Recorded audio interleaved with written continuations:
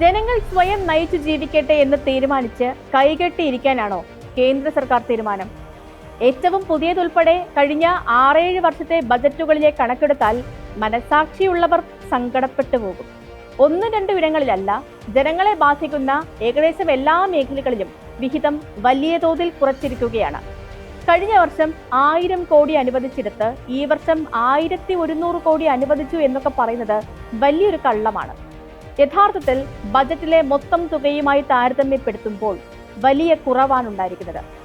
Covid പോലുള്ള മഹാമാരികൾ വന്നു പോയിട്ടും ആരോഗ്യ മേഖലയിൽ അനുവദിച്ചിരിക്കുന്ന തുകയിലെ കുറവ് ഒരു ജനാധിപത്യത്തിലും സംഭവിക്കാൻ പാടുള്ളതല്ല. കോവിഡിന് മുൻപ് 2018 മൊത്തം ബജറ്റ് വിഹിതത്തിന്റെ 2.47% ആരോഗ്യത്തിന് നീക്കിവെച്ചത്. 2025 അനുവദിച്ചത് വെറും 1.87%. ബജറ്റിന്റെ വലിപ്പം എടുത്താൽ 30,000 കോടി രൂപയുടെ കുറവാണത്. സ്പോട്ട്ലൈറ്റ് ആരംഭിക്കുന്നു. ക്ഷേമം കുറയുന്നോ കേന്ദ്ര ബജറ്റിൽ? നമുക്ക് ഓരോന്നായി എടുക്കാം.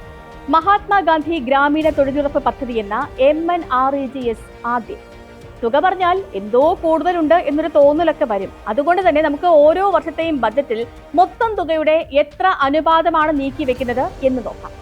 തൊഴിലുറപ്പ് പദ്ധതിക്ക് 2018 നീക്കിവെച്ചത് മൊത്തം ബജറ്റ് തുകയുടെ 2.67%. അത് 2025 ആയപ്പോൾ മൊത്തം ബജറ്റിന്റെ 1.78%. കേരളത്തിൽ അതിന്റെ ക്ഷീണം വലിയ തോതിൽ അറിയാത്തത് ഇവിടെ സംസ്ഥാന സർക്കാരിന്റെ ഒരു വിഹിതം കൂടി ചേരുന്നു എന്നുള്ളത് കൊണ്ടാണ്. മറ്റ് സംസ്ഥാനങ്ങളിലൊക്കെ 100 തൊഴിൽ ദിനം കിട്ടുന്നവരുടെ എണ്ണം തുലോം കുറഞ്ഞിരിക്കുന്നു. 10 ദിവസമെങ്കിലും തൊഴിലുറപ്പിൽ വരുമാനം കിട്ടുന്നവരുടെ എണ്ണം പോലും ഏതാനും ഡസനുകളിലേക്ക് ചുരുങ്ങി. മഹാത്മാഗാന്ധിയുടെ പേരിലുള്ള തൊഴിലുറപ്പ് പദ്ധതി വിട്ട് പ്രധാനമന്ത്രിയുടെ പേരിലുള്ള ഗ്രാമീണ സഡക് യോജന നോക്കുക. തൊഴിലുറപ്പ് പോലെ ആളുകൾക്ക് നേരിട്ടുള്ളതല്ല, വികസനത്തിനുള്ളതാണ്. ഗ്രാമീണ റോഡ് വികസനത്തിനുള്ള ആ തുക 2018 ബജറ്റ് വിഹിതത്തിന്റെ 0.67%. ഇപ്പോഴോ 0.25 അഥവാ 0.25%. തൊഴിലുറപ്പും ഗ്രാമീണ റോഡുകളും കണ്ടു. ഇനി നമ്മൾ പോകുന്നത് വിദ്യാഭ്യാസത്തിലെ സർവശിക്ഷ അഭിയാനിലേക്കാണ്. അതിന് 2018 നീക്കിവെച്ചത് 1.21%. ഇപ്പോ 0.77%. മൊത്തം ബജറ്റിന്റെ 10% വിദ്യാഭ്യാസ ആവശ്യത്തിന് നീക്കിവെക്കണം എന്ന് പഴയ കൊച്ചി ദിവാനായിരുന്ന ഷൺമുഖം ചെട്ടി രാജ്യത്തെ ആദ്യ ധനമന്ത്രിയായപ്പോൾ എഴുതി വച്ചതാണ്. ഇപ്പോ ആ സർവശിക്ഷ അഭിയാന് നീക്കിവച്ചിരിക്കുന്ന തുക ആ ഷൺമുഖം ചെട്ടിയുടെ പേരിലുള്ള കൊച്ചിയിലെ ഷൺമുഖം റോഡ് വികസിപ്പിക്കാൻ പോലും തികയില്ല. പ്രധാനമന്ത്രി പോഷൺ പദ്ധതി, പോഷകാഹാരം എത്തിക്കാൻ പ്രധാനമന്ത്രിയുടെ പേരിൽ തുടങ്ങിയ പദ്ധതിയാണ്. അതിന് നീക്കിവച്ചിരിക്കുന്നത് ബജറ്റിന്റെ 0.41%. അതിപ്പോ 0.26% കുറച്ചിരിക്കുന്നു. വിദ്യാഭ്യാസ മേഖലയിൽ നിന്ന് കേന്ദ്ര സർക്കാർ എങ്ങനെയാണ് പിന്മാറുന്നത് എന്നറിയണോ? ബജറ്റിലേക്ക് ഒന്ന് ചൂഴ്ന്നു നോക്കിയാൽ മതി അതറിയാൻ. യൂണിവേഴ്സിറ്റി ഗ്രാന്റ് കമ്മീഷൻ എന്ന UGCക്ക് 2018 നൽകിയത് 0.2%. ഇപ്പോ 0.14%. കൊടുക്കുന്നത് വളരെ കുറവാണ് എന്നതോ പോകട്ടെ, അതിൽ പോലും വെട്ടിക്കുറവ് വരുത്തിയിരിക്കുകയാണ്. IITകൾക്ക് ബജറ്റിന്റെ 0.24% നൽകിയിരുന്നത് ഇപ്പോൾ 0.21% കുറഞ്ഞിരിക്കുന്നു. ഇതിന്റെ ഫലം ഈ IITകളുടെയൊക്കെ വികസനം തടസ്സപ്പെടുന്നു എന്നുള്ളതാണ്. IITകളിൽ നിന്നുള്ള പ്രതിഭകളാണ് ഇന്ത്യയിലും വിദേശത്തും നമ്മുടെ രാജ്യത്തിന് തന്നെ അഭിമാനം കാത്തിരുന്നത്. ഇതൊരു IITയുടെ മാത്രം കാര്യമല്ല.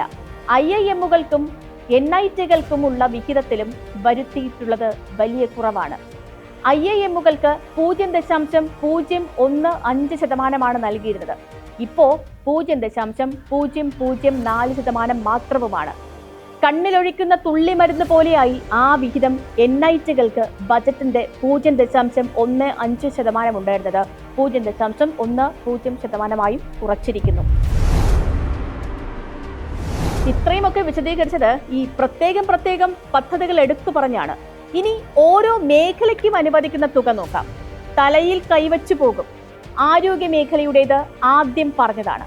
2018 2.47% നിന്ന് 1.85% ഇടിഞ്ഞിരിക്കുന്നു. ഗ്രാമ വികസനത്തിന് 2018 6.3% നീക്കി വച്ചിരുന്നെങ്കിൽ ഇപ്പോ 5.51% മാത്രമാണ്. അതായത് 0.25% കുറവെന്ന് പറയുമ്പോൾ 20,000 കോടി രൂപയുടെയൊക്കെ ഒരു വ്യത്യാസമാണ് വരുന്നത്.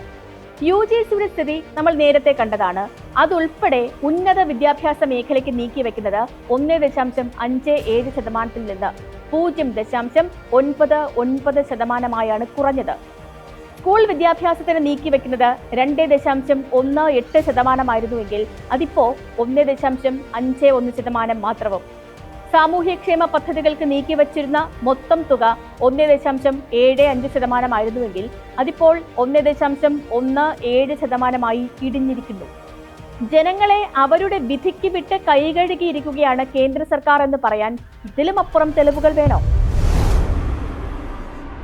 ഇക്കഴിഞ്ഞ ബജറ്റിൽ തൊഴിലുറപ്പിനുള്ള നീക്കിയിരിപ്പായി ആകെ വച്ചത് 86,000 കോടി രൂപയാണ്. 10 വർഷം മുൻപ് 1.5 ലക്ഷം കോടി രൂപയൊക്കെ ചെലവഴിച്ചിരുന്നു. ഈ തൊഴിലുറപ്പ് പദ്ധതിയുടെ നേട്ടം തെങ്ങിൻ ചുവട് കിളയ്ക്കാനും വഴി വൃത്തിയാക്കാനും കുളം നന്നാക്കാനും വരുന്ന സ്ത്രീകൾക്ക് മാത്രമല്ല. അവർക്ക് കിട്ടുന്ന 1 രൂപ പോലും ആരും ബാങ്കിലിട്ട് പലിശ വാങ്ങാറുമില്ല.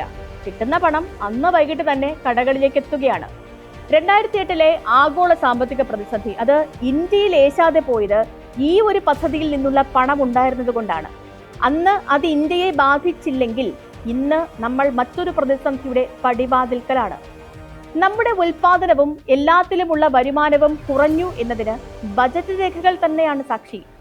ലോകത്തെ ഏറ്റവും കൂടുതൽ ജനങ്ങളുള്ള ഈ രാജ്യത്ത് തൊഴിലില്ലാത്തവരുടെ എണ്ണം കുതിച്ചുയരുകയാണ്. ആഗോള എണ്ണ വില കുറഞ്ഞാലും പെട്രോൾ ഡീസൽ വില കുറയ്ക്കുന്നതിനെ കുറിച്ച് ഒന്ന് ആലോചിക്കാൻ പോലും കഴിയാത്ത നിലയിലാണ് നമ്മുടെ കേന്ദ്ര സർക്കാർ.